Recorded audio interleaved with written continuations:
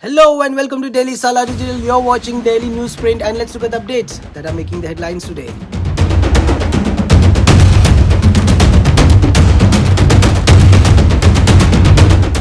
Following the expiration of the temporary truce between Israel and Hamas on Friday, Israel resumed its airstrikes on Gaza, killing 32 people and injuring others. The Israeli military declared the recommencement of the combat operations, stating that their warplanes targeted the enclave. Israel accused Hamas of violating the truce by initiating rocket attacks and not releasing all the women it had held hostage.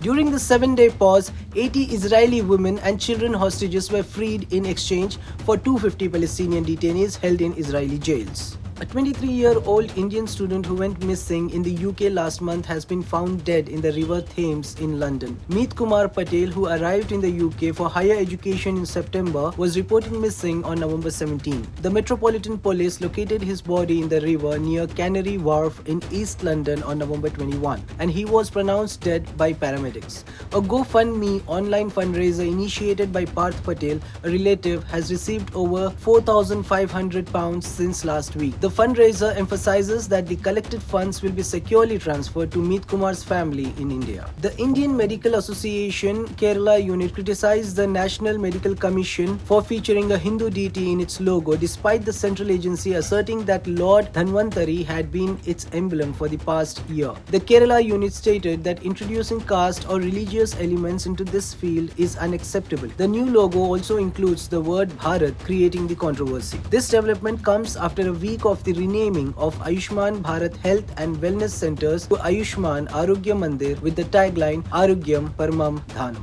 A brother-sister duo, Sanjay and Sumi Patel from Surat, have been accused of kidnapping and confining a newborn. The incident unfolded when the complainant, who had taken a loan from the accused during her pregnancy, was unable to repay Rs 45,000. The accused allegedly took the newborn on October 18, refused communication and are yet to be arrested. Charges include kidnapping and confinement as the distressed mother seeks police intervention. Protests were carried out by members of the Mizoram NGO Coordination Committee across the state on Friday, demanding a change in the counting date for the state assembly polls scheduled on December 3. Demonstrations took place in Aizawl, the state capital, as well as in other district headquarters. Lal Machuana, the chairman of NGOCC, accused the Election Commission of maintaining silence on the matter despite repeated pleas from political parties, churches and NGOs to reschedule the counting date. This request is based on the fact that the December 3 falls on a Sunday, a sacred day for Christians, who constitute the majority of the state's population. Leaders from various organizations including MHIP, Mizo Students Union, Mizoram Kohran, Hurai Youth Committee and MZP also addressed the rally. Following email bomb threats sent to 48 schools in Bengaluru referencing the Mumbai attacks and the Israel-Palestine conflict, Bengaluru Police Commissioner urged calm. BJP leader R. Ashoka alleged that threats aimed at Hinduism, emphasizing the mention of the Mumbai attack. BJP MLA Suresh Kumar acknowledged the alarming content, emphasizing its difference from last year's threats. Janata Dal Secular President H.D. Kumaraswamy called for a thorough investigation, suggesting potential malafide intentions and advocating for union government assistance. On December 1, Diamond Kushwaha, a PhD student in chemical science, was found dead under mysterious circumstances at the Indian Institute of Science campus in Bengaluru. Suspected to have fallen from the 6th floor, he was discovered by passers-by in a pool of blood. The Sadashiv Nagar police have initiated an investigation into the unnatural death and the body has been sent for post-mortem at MSR hospital.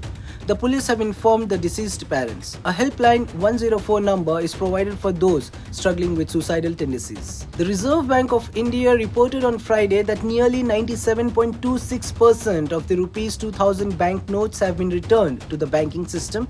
Only approximately Rs 9,760 crore worth of these notes are still in the possession of the public. On May 19, the RBI announced the withdrawal of Rs 2000 denomination banknotes. According to a statement by RBI, the total value of Rs 2000 banknotes in circulation as of May 19, 2023 was Rs 3.56 lakh crore. People still have the option to deposit or exchange these notes at 19 RBI offices nationwide. Australia's all-rounder Mitchell Marsh, who faced backlash from Indian fans for resting his feet on the World Cup trophy, defended his actions, asserting that the gesture was not intended to be disrespectful.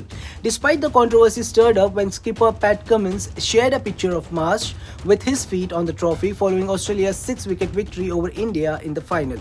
Marsh expressed his willingness to repeat the act, emphasizing that there was no disrespect intended.